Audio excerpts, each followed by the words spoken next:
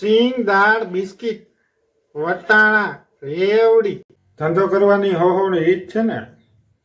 કોઈ બરાડા પાડી કરે છે, કોઈ મૂંગે મોઢે કરે છે, પણ જેવો તેનો ધંધો. અભી ના જાઓ છોડ કર કે દિલ અભી ભરા નહીં.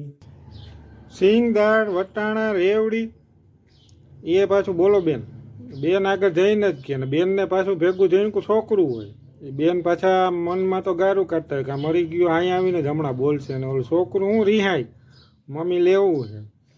એ એક જાતની કળા છે. સિંગ દાળ બિસ્કિટ વટાણા રેવડી બોલો બેન કે લેવું તો નથી પણ તું ધરાળ લેવરાવી. આ એક જાતની કળા છે. આમ નહીં તો આમ લેવું તો પડે જ. કોણ કહેતા હે મુંહ કાલા હે જૂઠ કા, સચ હે એ સચ બોલ બાલા હે જૂઠ કા. પહેલાં તો હું કટલેરી વેચવાય લારીમાં નીકળતા એમ.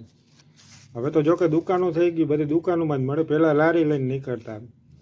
હાલો ચાંદલા બંગડીયું પીનું કાંકસાઓ પેલા તમે લ્યો કે ના લ્યો પણ સાંભળવાની મજા આવે.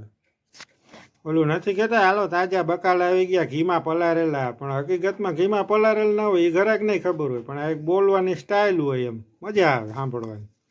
અમુક બકાલામાં તો પછી એટલું પાણી છાંટ્યું આપણે કેવું પડે કે આ રીંગણાની શરદી થઈ જાય. હવે બકાલામાં પાણી છાંટોમાં બાપા. ધીરે ધીરે સે મેરી જિંદગી મેં આના, ધીરે ધીરે સે દિલ કો ચુરાના. આવું ઘણું બધું હોય, પણ એ ગામડામાં તમને સાંભળવાની મજા આવે. પહેલાં તો હું તાવડીવાળા આવતા, હવે તો જો કે બધું બંધ થઈ ગયું. જૂની સિસ્ટમ બધી ધીમે ધીમે નીકળવા માંડી તો એનોય મજા આવે. હાલો તાવડિયું લેવી તાવડિયું. એમાં બે વસ્તુ થાય, મનોરંજન થાય ને ધંધોય થાય. એને ધંધો થાય ને ગામને મજા આવે. વાહ. અમારા ગામમાં તો પેલા ઓલા કાપડિયા આવતા ને એ ઝાપે ઉતરે ને બસમાં ત્યાંથી પડકારો કરે લેવ કાપવા, એટલે ખબર પડી જાય કે હા ભાઈ કપડાવાળા આવી ગયા છે. એટલે અડધા ગામને ખબર પડી જાય. ત્યાંથી પડકારો થાય ને બીજો પડકો અડધા ગામમાં આવીને કરે, એટલે આખા ગામને ખબર પડી જાય કે આ ભાઈ આવી ગયા છે. લેવ કાપવો. અબ તેરે દિલ મેં હમ આ ગઈ તો તુજે અપના કહેંગે, તેરે દિલ મેં રહેંગે જૂઠા.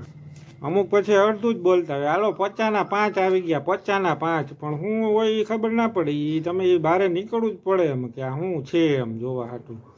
એવું ઘણું બધું હોય. અમુક પછી એવી ભાષા વાપરતી હાલો એવો છે વેરો.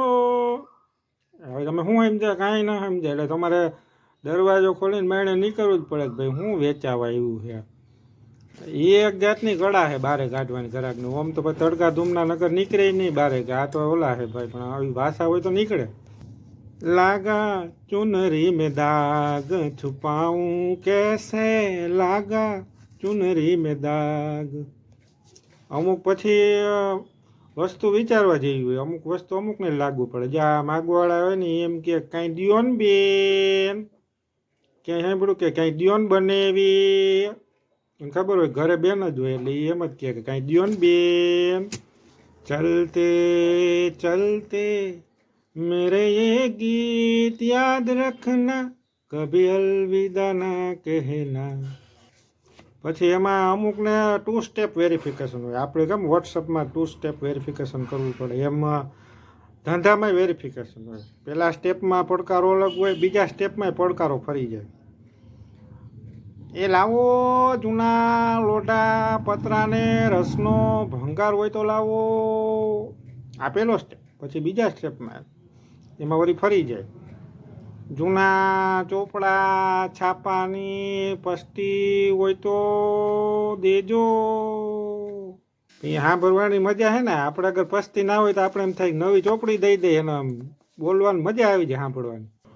તો અત્યારે બસ આટલું જ. અને તમારા ધ્યાનમાં કોઈ લેખો હોય અને આમાં ન આવ્યું હોય તો ડાયરેક્ટ ડીએમ મને કરો. આવતા વિડીયોમાં એ લેખો આપણે લેશું.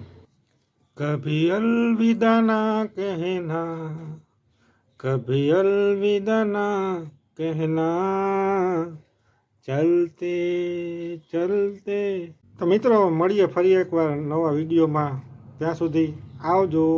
અને હા, તમે આ લેખામાંથી સાંભળો એ લેખો તો મને કોમેન્ટમાં કહેજો કે ક્યાં સાંભળો.